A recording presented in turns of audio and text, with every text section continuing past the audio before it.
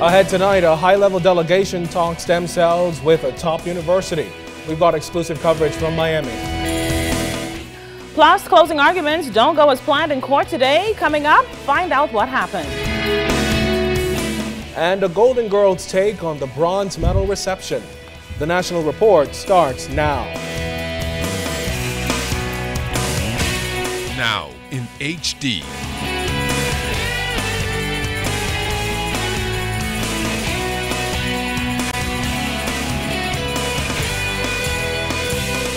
ZNS Network presents The Bahamas Tonight. This segment of the news is brought to you by BTC, powered by Lime.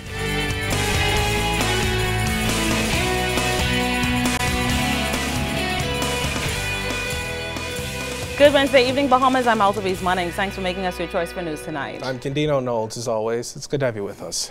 Stem cell research in the Bahamas took a giant leap forward today as a government delegation headed by Prime Minister, the Right Honorable Perry Christie, called on the president of the University of Miami, Dr. Donna Shalala, and senior research experts at the highly rated school. The Bahamian contingent included Minister of Health Dr. Perry Gomez, Attorney General Allison Maynard Gibson, Dr. Robin Roberts, and a number of senior health officials. Talks centered on the potential partnership between the University of Miami and the government of the Bahamas to certify and assist the Bahamas in policing all stem cell research activities licensed to take place in this country. The Prime Minister says the move is to alleviate any fears about the regulations imposed once the stem cell bill is passed in the House of Assembly later this month. officials said the potential partnership will also create opportunities to introduce the Bahamas as a leader in the field of pioneering medical research. Our good friend and neighbor, the Prime Minister, to discuss stem cell research and clinical progress, and more importantly, to discuss a partnership between the University of Miami and the Bahamas to improve the quality of healthcare for all of our citizens. We have a program that is extraordinarily robust with Dr. Joshua Hare at the helm of our Interdisciplinary Stem Cell Institute, where all of the work that we do is FDA approved, Food and Drug Administration of the United States approved, and National Institute of Health funded in such a way that it is only the top quality work that we are tolerating. And we want to be sure that working with you, we allow this relationship to become the conduit to create a great line of work that will happen in partnership between the Bahamas and the University of Miami. I would like to just say, as the director of the Stem Cell Institute, that we're very excited by results we're getting here at the University of Miami. Again, we are doing clinical trials in 8 disease areas. All of our trials are Food and Drug Administration approved, and many of them NIH funded. And so we do see stem cell therapy and regenerative medicine as an important, very important new area of medicine that probably this decade will be rolling out around the world. And the opportunity to work with you in the Bahamas and to help the programs that you're setting up in the Bahamas is very exciting to us. Prime Minister Christie thanked the team for the extensive work already carried out in groundbreaking stem cell therapy and expressed his personal pleasure and relief that, like his government, the university is also looking for a partner to push stem cell research forward. From the outset, we wanted to do something special. We wanted to put in place a legislative regime that will govern stem cell research and therapeutic interventions in our country. The question then arose as to how we would approve the applications, who would help us do that, how we would monitor the interventions in the research as to the quality of that, and how we would ensure that what the legislation requires is conformed with through compliance procedures. Today in Miami, I've had a great sense of relief as to, one, the enhancement of my understanding of what role the University of Miami could play in partnership with the Bahamas. Two, the fact that you have gone a long way in your research in stem cell, and that in itself pleases me greatly. And thirdly, your willingness and openness to collaborate with us in every aspect of it has pleased me a great deal, and I think enables me to say to the people of the Bahamas that I now am absolutely satisfied that we can introduce a regime of stem cells in the Bahamas that will be reinforced by the University of Miami and by your involvement with us in that regard. Now, the government expects to formalize the partnership discussed in the near future following the likely passing of the stem cell bill, which is expected to be on the agenda when the House of Assembly meets on August 7th. In crime news this Wednesday, Eastern Division police officers recovered about 16 flat-screen televisions, computer laptops, compact discs, DVDs, and other assorted items in a week-long operation to crack a housebreaking ring. Thanks to closed-circuit television and home alarm systems, the police arrested 11 people who targeted about 8 homes just in the eastern area alone and 7 others across New Providence.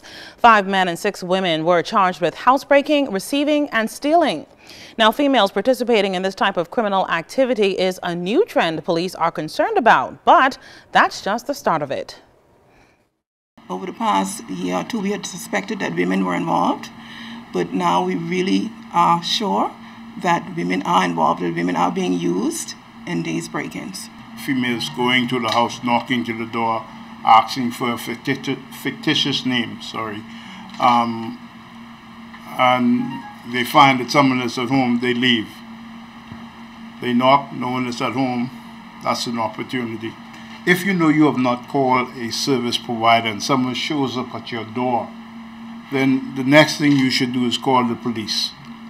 Make the police aware that there's someone in the area going around knocking on doors, so that we can get to the area and try and find out who these persons are. Second in charge of the Eastern Division, Assistant Superintendent Cleophas Cooper joined Divisional Commander Superintendent Elaine Sands at a press conference Tuesday to reveal this information. They've also noticed that flat-screen televisions are a hot item for robbers, as well as gaining easy entry to homes through the main door. Authorities, though, appeal to residents once again to safeguard their property. Be on the alert. I want you to be each other's keeper.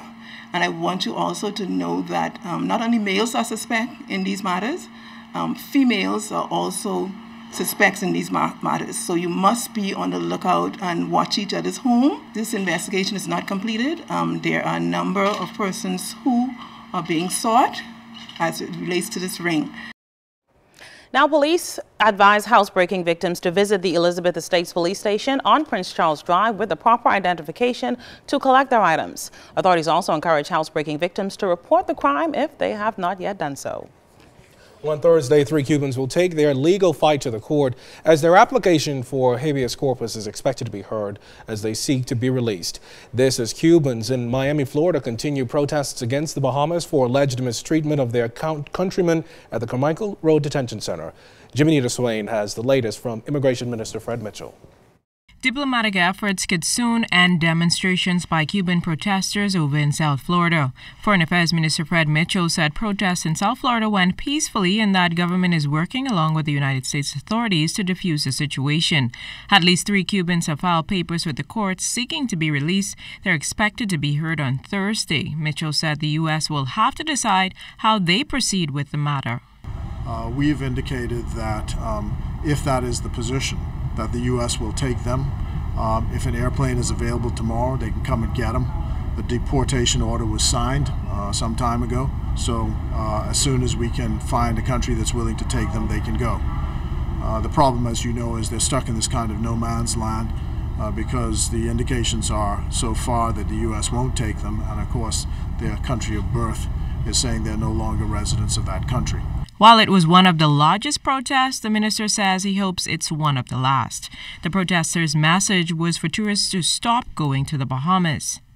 I find this a very curious comment to make for people who are citizens living in Miami, a city and an area that benefits from $1.1 billion US of Bahamian spending a year. would be wanting to do something to injure our economy.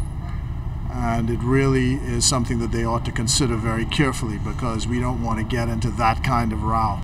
For a country such as the Bahamas that sells its image on being conflict-free, Minister Mitchell said protests such as those in Miami are a cause for concern. Any of this noise going on about something which may in fact be inaccurate. So that's why we're obviously concerned about it. We're working with the leadership of the Bahamian community in South Florida, with the state leadership and the federal leadership in the United States to try and get this diffused. Minister Mitchell said the government is in the middle of restarting migration talks with the Cuban government to put mechanisms in place to see if this can be prevented in the future. He said the government is also no longer pursuing legal action against that station that initially aired the story that sparked the protests. Jiminita Swain, ZNS Network News.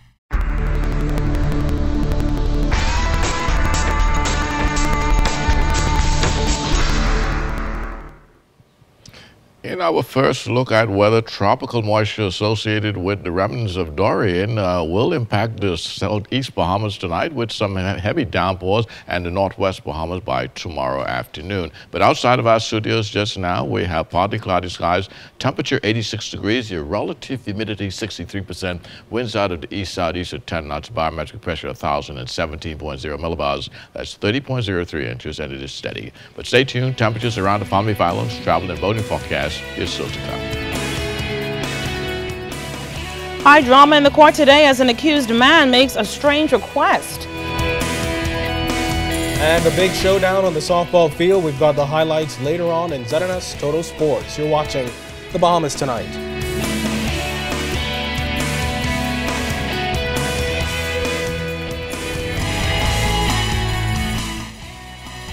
This portion of the news is brought to you by Shell Helix Ultra. Performance you can see.